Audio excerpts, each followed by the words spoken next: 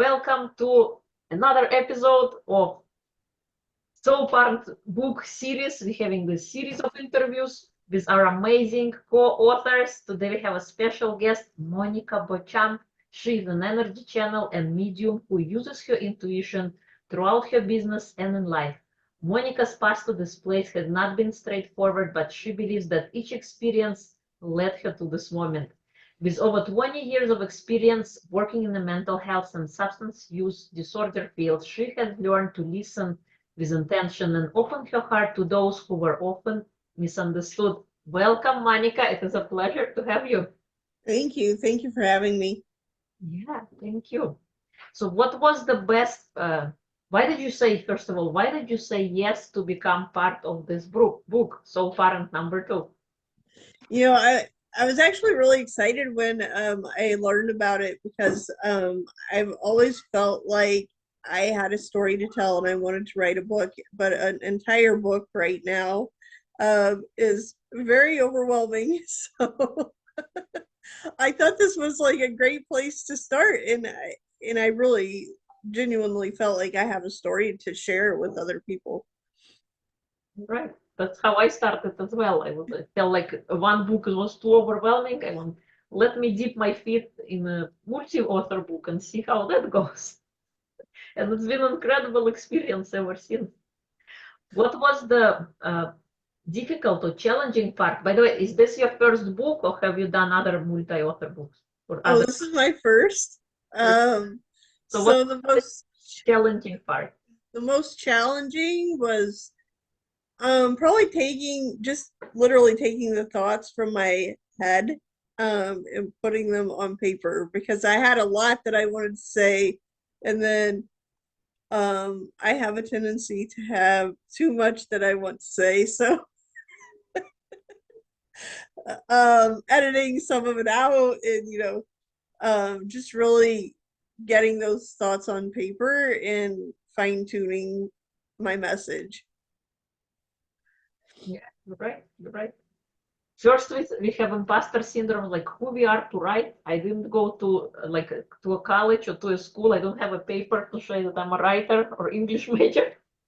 And then it's after you kind of open this Pandora box and you start writing, you suddenly realize how much you have to say because we can tell the same kind of story in 25,000 different kind of ways, highlighting a certain tangent or angle on the story or the message that you want to impart upon your reader. So you suddenly discover there is so much to say.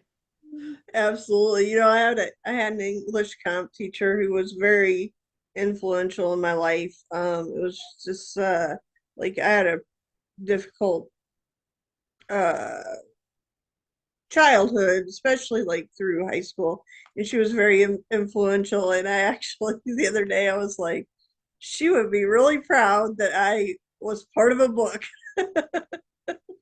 Might be shocked, but also quite proud.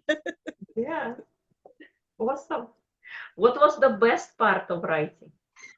The really the best part was it was just very healing for me.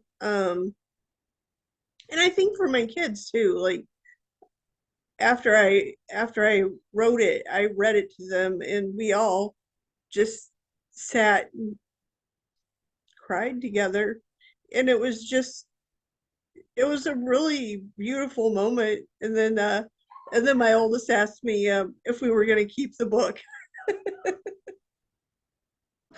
And I said, of course, forever. Awesome. So it's like it became like a family project for you. Absolutely. Yeah, you're so right. It can be so healing to, to put those words on paper and then read them to yourself because no longer Hmm. they're just in your head, they're right in front of you and you can share with others and invite them on the journey that you've been on. What do you Absolutely. want readers of the book to know? Um, I think like my biggest message really was just about I think just like being inspirational and persevering through like the difficult times because for sure none of us I don't think asked to be solo parents, but um, and there are going to be hard times. So, like for me, I've learned it's okay to reach out and it's okay to have bad days, and then you just readjust and have a better day the next one, right? And I think that's probably my biggest message is that those times are okay, and and there's a whole village of people supporting each other through it. Yeah, you're so right. What helped you with your challenges? Um,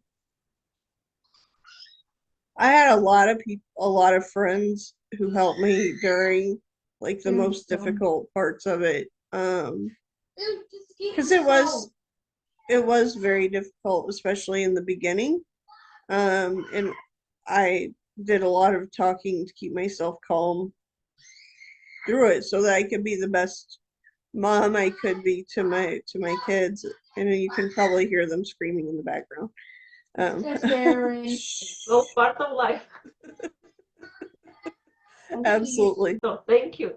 Thank you so much for coming, for sharing. I'm really excited that we are in this journey together of spreading the message of hope, of positivity, of inspiration, of sharing stories because we are all different. We all have our different experiences, and not to say everybody is like that, but hopefully a chapter in this book or a page would be in someone's survival guide as they navigate this journey of single parenting, that we could have not everything is rainbows and unicorns. Sometimes we do have tough days, and hopefully on those moments you can get some inspiration, some guidance, some looking forward statement that allows you then to see the light in the end of the tunnel. Thank you Absolutely. so much, and I encourage all of our watchers and listeners, please support this book, get yourself a copy. If you know a single parent in your life, be sure to share this video with them. There is this book out there, and there is also a podcast called Single Parent Success Stories, which is all about bringing back hope and helping single parents not only survive but thrive. Thank you. Thank you.